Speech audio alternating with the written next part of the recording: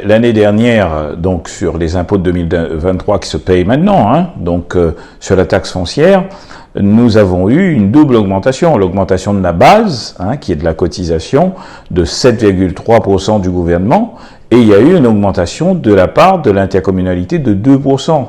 Ce qui fait que c'est pratiquement 10% de plus, d'accord, qui ont entraîné la surprise de la population. Alors quand j'entends d'aucuns dire qu'il va y avoir bientôt une baisse, il faut dire à la population et être honnête.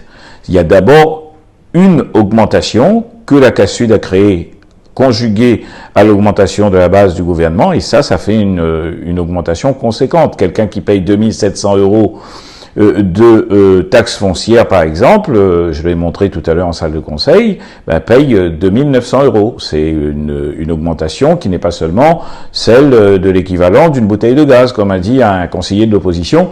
Et c'était bizarre, puisque ce soir, l'opposition a choisi de ne pas venir. C'est vrai qu'il y a des sujets qui ne font pas plaisir. Alors, pour ce qui se passe à la Civis, il semblerait donc que ce soit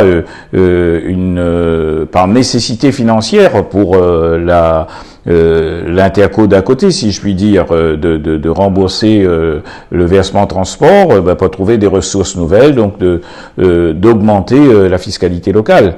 Il fut un temps où on avait 4 vieilles, comme on disait, c'est-à-dire 4 taxes, qui touchaient la taxe professionnelle pour les entreprises, qui touchaient le foncier bâti, le foncier non bâti et la taxe d'habitation. Aujourd'hui, il reste pratiquement que le foncier bâti et le foncier non bâti.